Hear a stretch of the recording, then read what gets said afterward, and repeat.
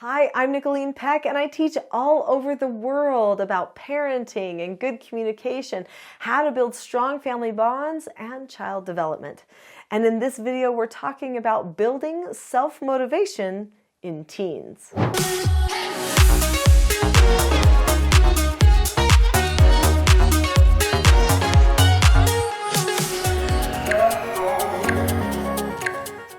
In this video, we're going to be talking about teens and why they lack self-motivation and what you can do to help build self-motivation in your teens.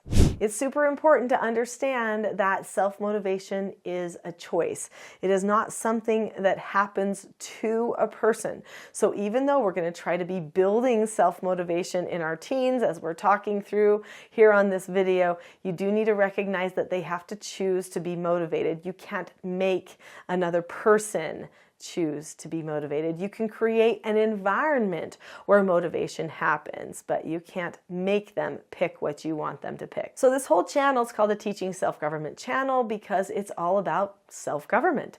So what is self-government? Self-government is being able to determine the cause and effect of any given situation and possessing a knowledge of your own behavior so that you can control them.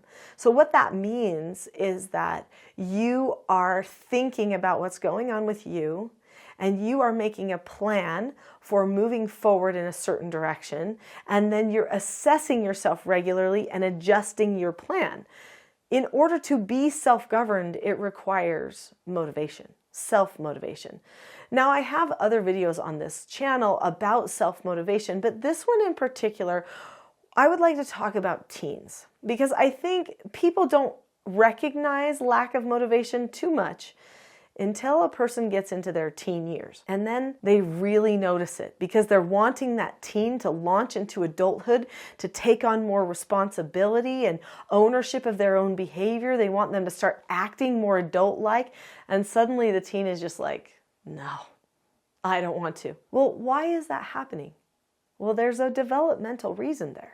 When a person is in their teen years, they're likely experiencing the symptoms of puberty.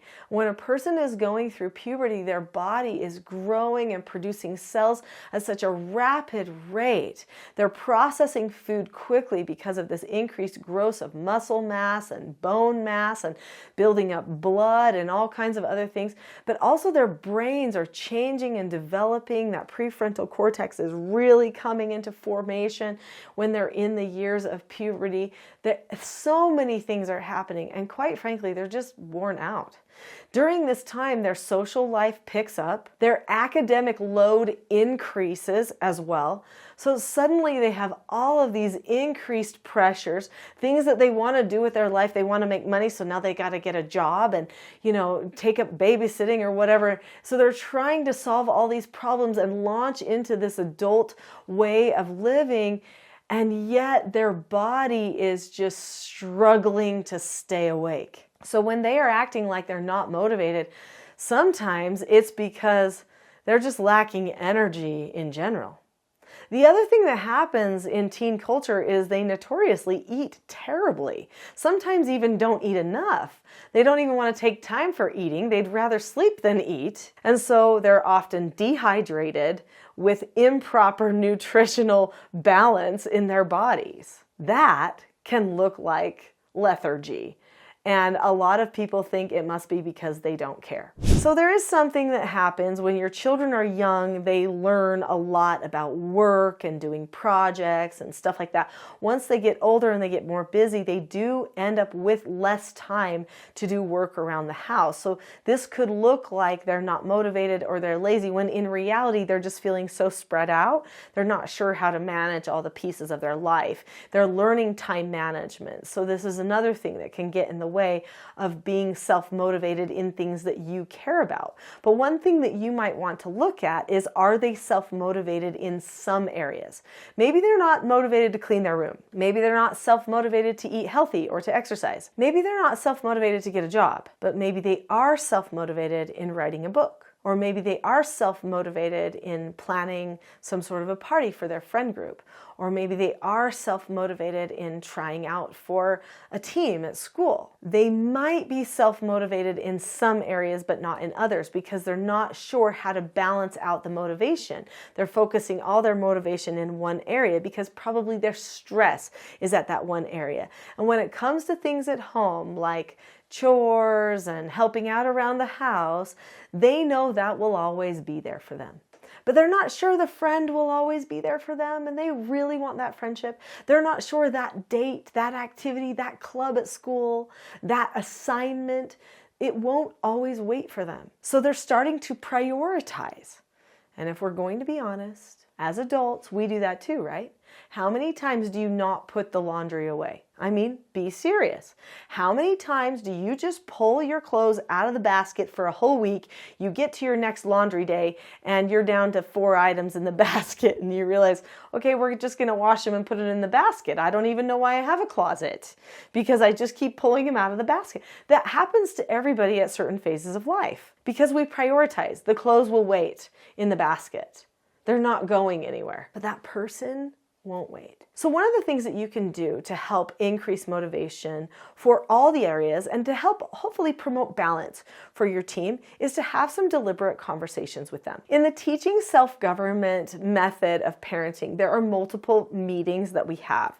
So we have these 2 meetings. There's 3 meetings, but these are the 2 that really would help, I think, with motivation and learning motivation. The family meeting, where the family plans for things that they are going to be doing together, problems that they are going to solve together. That is a motivating process.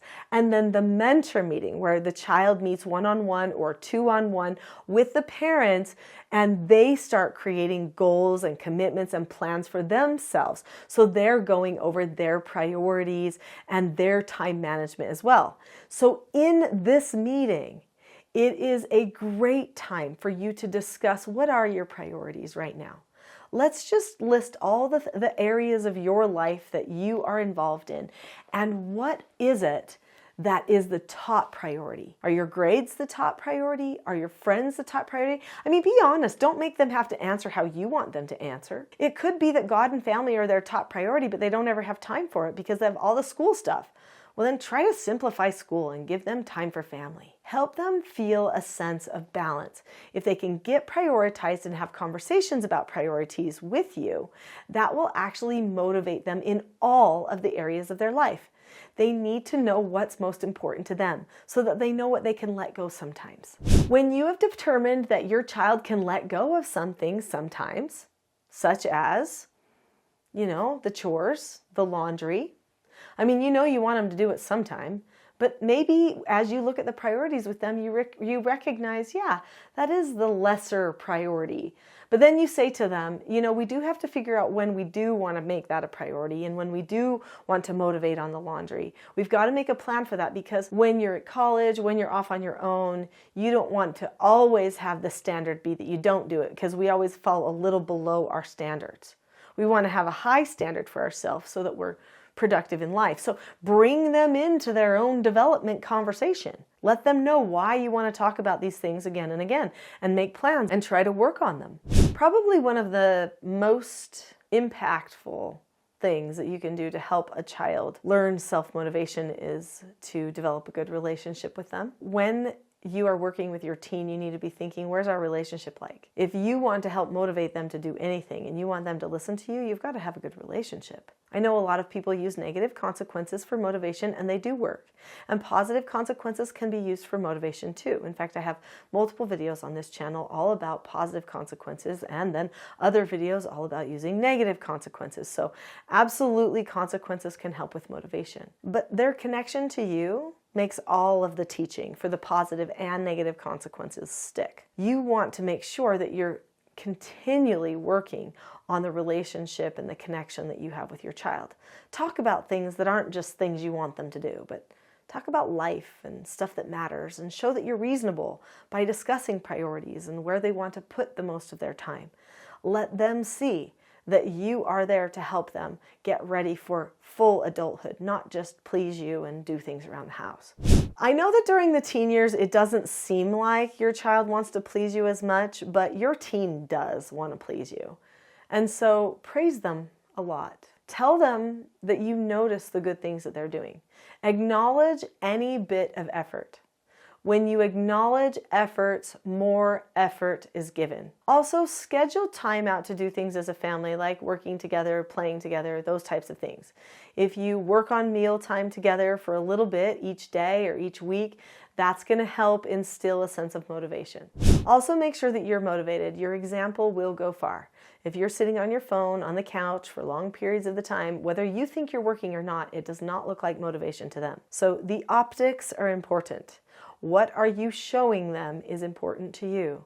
If you show them projects and motivation are important, then they will learn that that's what adult life should be for them too. They may not like it at first, but they will learn that that's what it means to be an adult. There are so many different tricks and traps that we can fall into when we're raising our children, and self-government truly is the answer. It's the underlying principle of all good parenting practices, and that's what this channel is all about. If you've enjoyed this video about motivation, self-motivation, be sure to keep looking on the channel. There is a great video that I think you'll enjoy next. It's called The Expectation Trap versus the Cycle for Success. Go ahead and click on that video now. I'll see you there.